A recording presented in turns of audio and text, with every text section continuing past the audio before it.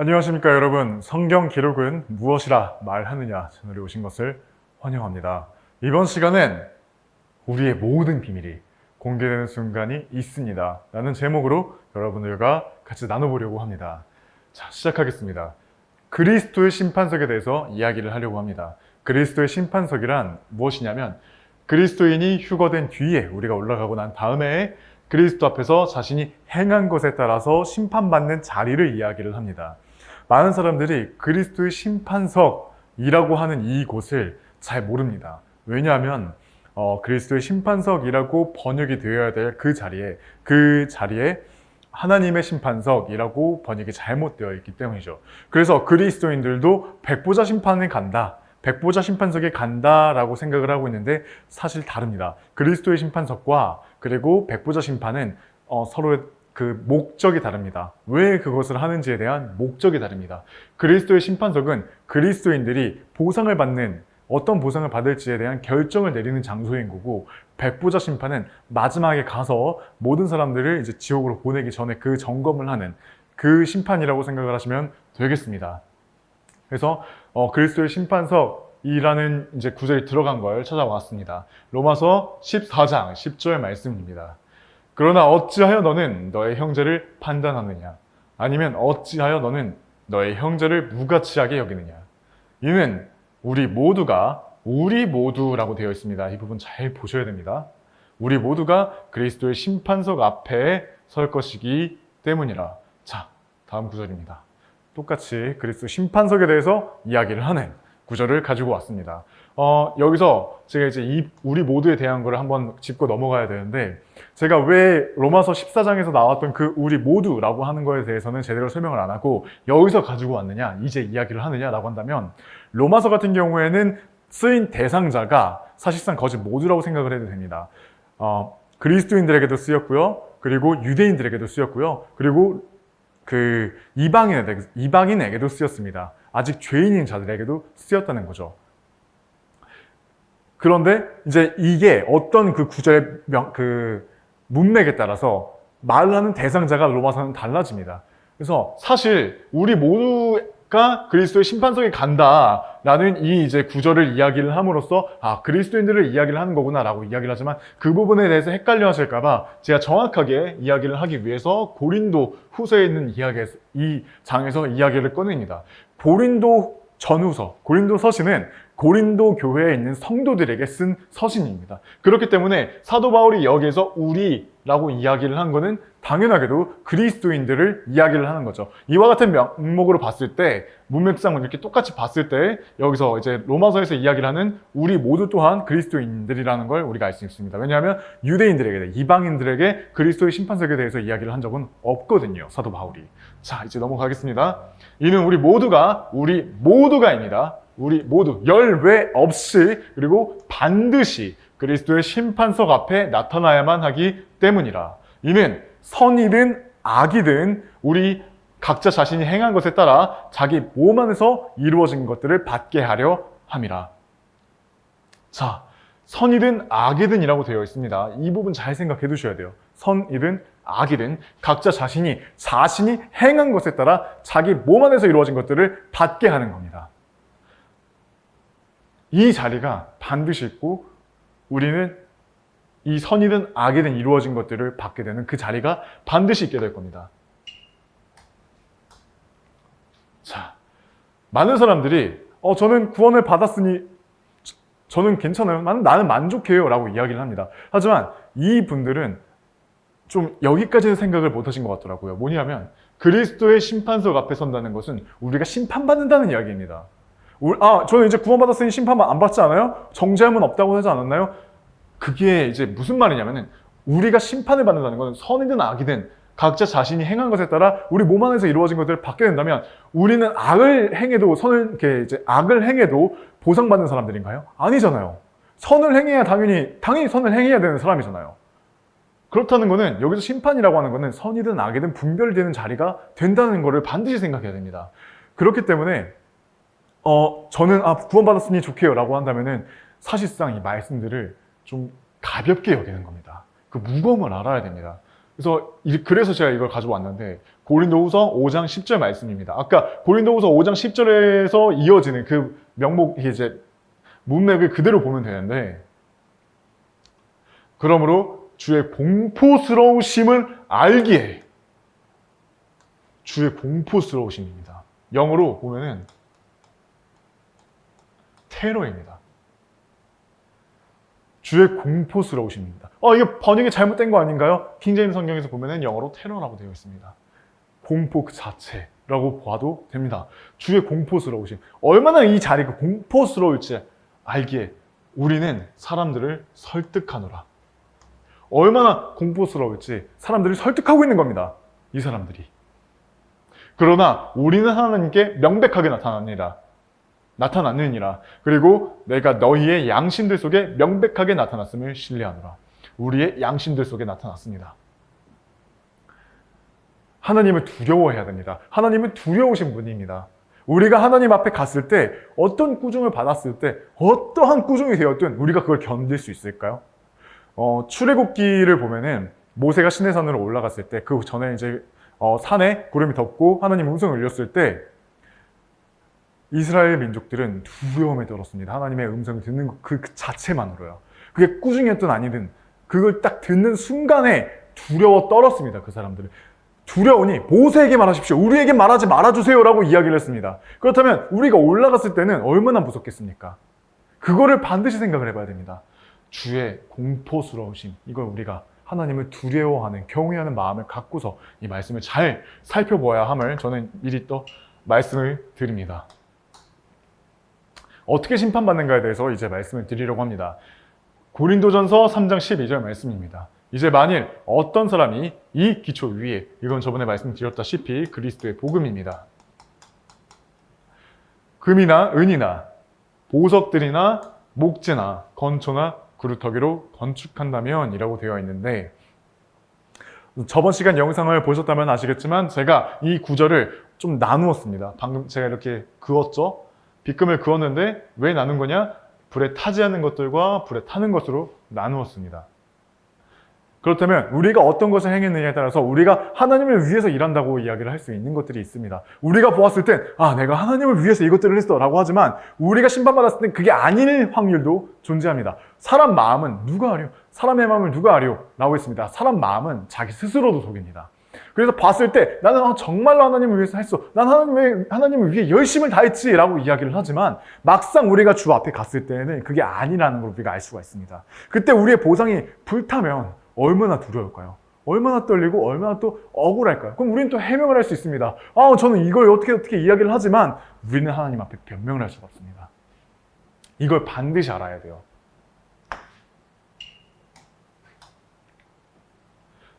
13절입니다. 모든 사람의 일이 저마다 명백하게 드러나게 되리라. 이는 그 날이 그것을 분명하게 밝힐 것이기 때문이요 그것이 불에 의하여 드러나게 될 것이기 때문이라. 그런즉 그 불이라고 했습니다. 모든 사람의 일을 각각 그것이 어떤 종류인지 검사한다라고 되어 있습니다. 우리가 행해온 것, 우리가 그리스도 몸 안에 있으면서 이 안에서 이루어진 것들을 선이든지 악이든지 그 종류에 따라 검사받는다고 되어 있습니다. 그러면은 우리가 죄를 짓는다는 거는 하나님께 죄를 짓는 거거든요. 우리 이 몸 안에 있는 성령님께 죄를 직접 짓는 겁니다. 그러면 우리가 얼마나 하나님을 슬프게 했는가에 대해서도 검사받게 됩니다. 구원받았으면 됐다고요? 아니요, 절대 그렇지 않습니다. 이어서 말씀드리겠습니다. 만일 어떤 사람이 그 기초 위에 건축한 일이 건재하다면 그는 보상을 받으리라. 만일 어떤 사람의 일이 불타게 되면 그는 손실을 겪게 되리라. 손실을 겪는다고 제가 아까 말씀드렸죠. 그러나 자기 자신은 구원을 받으리라. 그럼에도 마치 불에 의하여 받은 것 같으리라 라고 되어 있습니다. 사람의 그 보상이 다 불타게 되면 불에 의해 구원받은 것처럼 된다는 거죠. 죄 속에서 우리의 보상이 하나도 없이 울부짖는 일이 있을 수 있다는 겁니다. 많은 사람들이 하나님께서 우리의 눈물을 닦아주신다고 하셨어요 라고 이야기를 하지만 네, 그 말은 맞죠. 하지만 시기상의 적용이 잘못됐습니다. 우리가 휴거를 받아 올라가면은 그때 그리스도의 심판석에서 눈물을 닦아주신다는 말이 아니라 천년왕국 이후입니다. 그렇다면 무슨 말이겠어요? 우리가 눈물 흘릴 일이 또 있을 거라는 이야기입니다. 그렇다면 우리가 하나님을 위해서 했어요 라고 이야기할 수 있는 것들이 많겠죠. 있겠죠. 여러 가지가. 하지만 우리가 나중에 그런 것들을 살펴봤을 때, 지금 한번 여러분 되살펴보았을 때, 되돌아봤을 때 하나님을 위해서 이런 것들을 했어요 라고 하는 것들이 얼마나 있나요? 한번 생각해 보시면 그렇게 많지는 않을 겁니다. 저는 이게 있어요, 저게 있어요, 저게 있어요 라고 하지만 내 마음의 동기를 보세요. 맞지 않아. 맞지 못해. 어쩔 수 없이 하지 않으면 벌 받으니까 라는 마음으로 하진 않았나요? 예수님께서는 마음의 중심까지, 하나님께서는 마음의 중심까지도 살피시는 분입니다. 로마서 14장 10절, 아까 인용한 구절인데 다시 가져왔습니다. 그러나 어찌하여 너는 너의 형제를 판단하느냐? 아니면 어찌하여 너는 너의 형제를 무가치하게 여기느냐? 여기느냐? 행동이 아닙니다. 이거는 마음으로도 하는 일이에요. 내가 말로 하진 않아도 내가 그렇게 그 사람이 이럴 것이다, 무가치하다라고 생각하는 그 자체도 여기는 거지 않습니까? 이는 우리 모두가 그리스도의 심판석 앞에 설 것이기 때문이라. 우리가 그리스도의 심판석 앞에 선다는 겁니다. 그럼 문맥상 어떻습니까? 우리의 마음속에 있는 것까지도 철저히 심판받는다는 겁니다. 근데 이게 무서운 게 끝이 아닙니다. 진짜 무서운 건 이겁니다. 자백합니다. 그냥 우리가 예수님 앞에 서가지고 예수님께서 넌 이거 잘못했네, 저거 잘했네, 이거 받아가, 이게 아니라 볼까요? 로마서 14장 11절입니다. 이는 기록되기를 주가 말하느라 내가 살아있으므로 맹세하노니 모든 물음마다 나에게 절할 것이요 모든 혀마다 하나님께 자백하리라. 우리가 하나님께 자백하는 일이 있습니다. 이건 그리스도인이든 아니든 열외가 없습니다. 우리도 그리스도의 심판석 앞에 가면 그리스도 앞에서 자백하게 됩니다. 우리 몸 안에서 이루어진 것들을 선이든 악이든 자백하게 된다는 겁니다. 그 후에 예수님께서는 심판해 주시는 겁니다. 이걸 사람들이 모르고 있거나 아니면 자주 있습니다. 자주 있기 때문에 서로에게 잘못을 하는 거겠죠. 로마서 14장 12절에서 13절입니다. 그런즉 우리 각자가 하나님께 자기 자신에 관하여 회개 보고를 해야 하리라. 그러므로 우리가 다시는 서로를 판단하지 말자. 판단하지 말자. 우리가 그 안에서도 우리가 판단을 받기 때문인 겁니다. 그보다는 오히려 아무도 자기 형제의 길에 걸려 넘어지게 하는 장애물이나 쓰러질 계기를 두지 아니하였는지 이것을 판단하라. 자, 장애물, 쓰러질 계기라고 하는데 이런 것들도 결국에는 마음속에서 먼저 일어나는 것입니다. 우리가 마음을 그렇게 먹었기 때문에 행동으로 나올 수 있는 것이기 때문이거든요. 그렇지 않습니까? 우리가 사람을 예를 들어서 때렸다고 해봅시다. 우발적이라도 사람을 때렸습니다. 너무 분해서. 근데 그 이전에 마음속에는 충동이 안 들었습니까? 마음을 먼저 하나님께서는 보십니다. 그래서 우리가 자백하고 하나님께서는 마음의 중심까지 보신다. 이것을 제가 다시 한번 강조를 하도록 하겠습니다. 누가복음 19장의 말씀을 제가 가지고 왔습니다. 누가복음 19장은 이제 12절에서부터는 예표로서 볼 수 있는 하나의 예시가 있습니다. 그리스도의 심판석에 대한 예표로 볼 수 있는 구절입니다. 제가 이걸 천천히 한번 읽어드릴 건데 조금 깁니다. 그러므로 그분께서 이같이 말씀하셨느니라. 어떤 귀족인 남자 한 명이 자신을 위해 왕국을 받아서 돌아오기 위하여 먼 나라로 갔느니라. 이 귀족인 남자가 이제 예수님을 예시로 든 겁니다. 비유로서 말씀을 하신 거죠. 그리하여 그는 자신의 종 10명을 불러서 그들에게 10파운드를 넘겨주었고 라고 하는데 10명에게 10파운드라면 한 명에게 한 파운드가 되는 거겠죠. 그들에게 말하기를 내가 올 때까지 장사하라 하였느니라. 장사라고 되어 있습니다. 여기서 이제 이야기를 하는 이 장사라고 하는 거는 보세요. 일단 10명입니다. 그리고 10파운드죠.